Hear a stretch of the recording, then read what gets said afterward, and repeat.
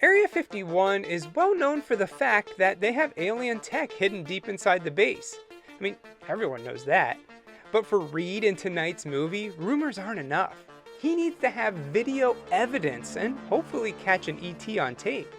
Can he and his friends make it out of Area 51 alive? Let's find out.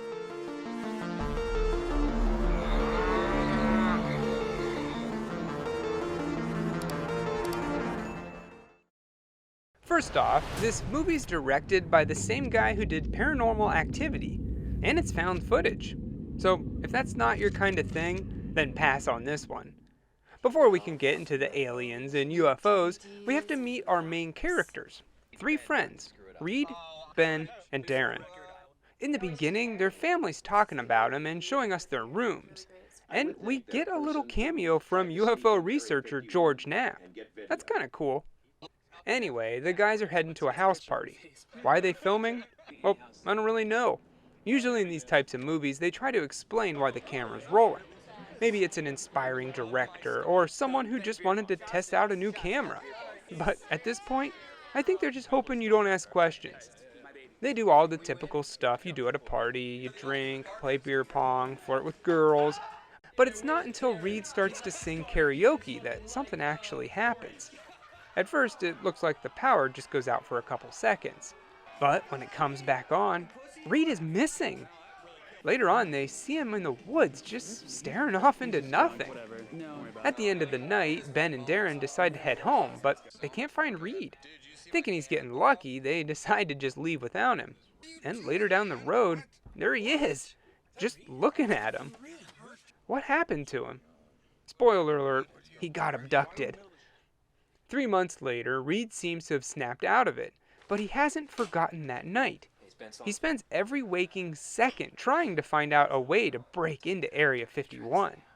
He's got tech that will jam cell phones, special suits that mask their body heat, and he's been taking ammonia pills to apparently cover up some sort of ammonia camera? I'm not too sure on that one. Anyway, they're prepared. Next step is to head to Vegas to meet with another contact. Once they get there, they check into the Hooters Hotel. Nice. And head out for a night. In the morning, Reid meets with Yelena. Her dad used to work at the base and he learned a little too much. So he was, taken out of the picture and covered up. She took all of her dad's paperwork and hid it in this storage locker. And she takes the guys to see it. Included is names, pictures, and a map. Hey, that's going to be pretty handy. She also mentions this guy. She doesn't know his name, but he was the one following her dad before he died. So that's their next lead. Find this guy. It ends up not being that hard. They know Area 51 flies all their employees in and out of the base every day. So they just figure out which plane he's on and follow him home. Easy peasy. They wait for him and his family to head out, and while the garage door is closing, Reid sneaks right in. Always watch your garage door close before you leave. Reid lets Darren inside, and together they look for anything they can use. Getting a good scare from the family dog, but not really finding much else. While Darren's looking around, they get a call from Ben, who stayed as a lookout. And the family's home. It's too late. They can't get out of the house, and Darren's forced to hide in the shower, while the family is just feet away getting ready for bed. It's a pretty tense scene. But after a while, the house goes quiet and everyone's asleep. Reid finds Darren, and instead of saying, "Enough is enough, let's just go home," they continue to search around the house. Well, they eventually find what they need. An access badge and some fingerprints. This should help them sneak inside the base. The next day, they head to Rachel, Nevada, now staying at the Little Aley Inn. Clever. They meet with a guy who seems to know his way around the land, pointing out where there's motion sensors and showing them how to trigger them. But he won't go any further. They head back to the hotel, but it looks like someone broke in. Is the government in on their plan? Did they bug the room? Well, no. It's just Yelena. She wants to tag along and get answers on her dad's mysterious death. In the middle of the night, they head out. At this point, Ben's a bit apprehensive, thinking this has gone all a bit too far. But that's what they came here to do. break into Area 51. So after a bit of coaxing, he agrees to drop them off and wait in the car. The rest, being Reid, Darren, and Yelena, head out into the desert. They come across the typical stuff. An electric fence, helicopters on patrol, but eventually they make it to the base undetected. Phase 1's done. Now, they just have to get in. Once they hop the fence, they see people all over the place, and they quickly make it inside. The first locked door they find has a fingerprint reader, so luckily they got that. It opens and they're inside. They continue down hallways and cubicles, narrowly avoiding capture by random janitors. They're the ones you gotta look out for. One time when I was in 5th grade, I forgot my homework and I snuck back into school after hours. Just guess who caught me? That's right, the janitor. Well, Reid knows they won't find anything cool on the upper levels, and they're gonna have to find a stairwell down. They find it, and it goes way down, all the way to level 40. That's pretty deep. They head on in and find all kinds of weird stuff. Something that looks like a holding cell, a big tank of water, and they find a lab that's even cooler. It has an anti-gravity rock and some weird goo. Everything starts to react to them being here, and it all freaks out, forcing the group to make a run for it. And they end up in a big room with a UFO. Reid seems to have some sort of connection with it, probably from his abduction, and he's able to get inside for a little look-see. The door closes after he's in, and Darren and Yelena freak out a bit. But inside, Reid's stoked. This is exactly what he came here for. All that's left is to find an alien. They head down to S2, which is where they're rumored to be hiding out. Here there's a special door that takes at least 2 people to open. One to push the button, and then the others can walk on through. But the only purpose this serves is to split up the group. As soon as Reid and Yelena make it to the other side, an alarm goes off and guards come running. Darren takes off and the others somehow make it away into another room, which ends up being an elevator, and it's filled with aliens. Well, not really, it's just rubber suits. Like, this is something worn so the aliens don't look so freaky? I don't know. Once they get on, the elevator takes them even lower, and when the door opens, it looks like they're in a cave. They go in a little deeper and find a whole bunch of clothes and children's toys. What the heck is going on down here?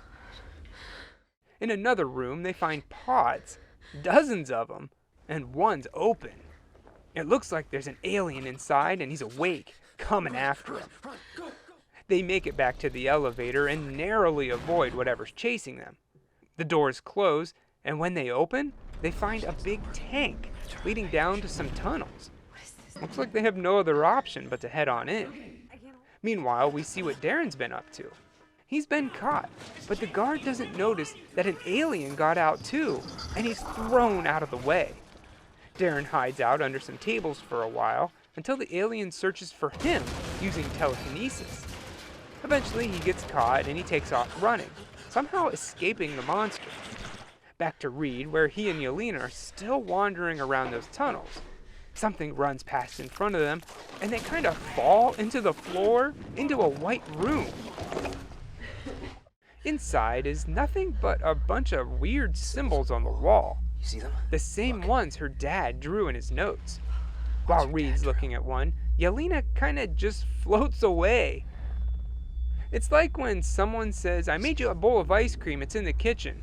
That's basically what I do too. I'm kind of just gravitated towards it. Darren, by some miracle, made it outside, and he blends in with the other workers to eventually make it out into the desert.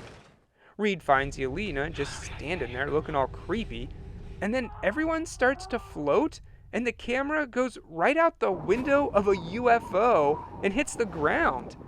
Well, they're dead. But what about Darren?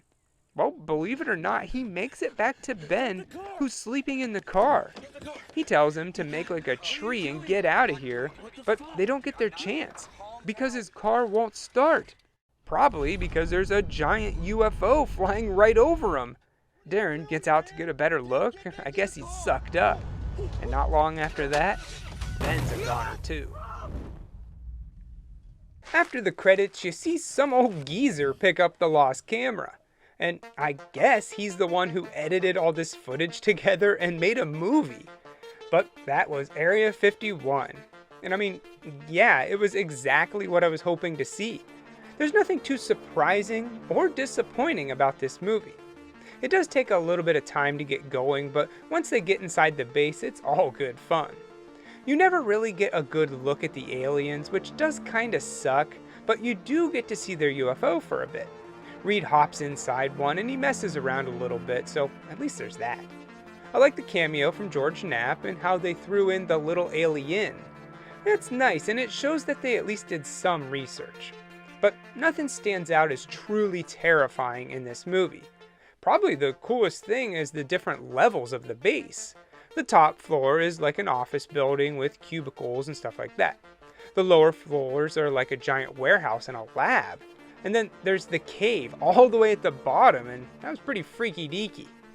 All in all, Area 51 entertains and is great fun. But if you don't like this found footage formula of a movie, then you should skip it.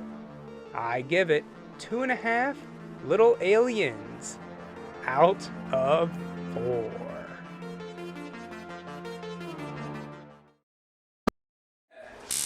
Come on.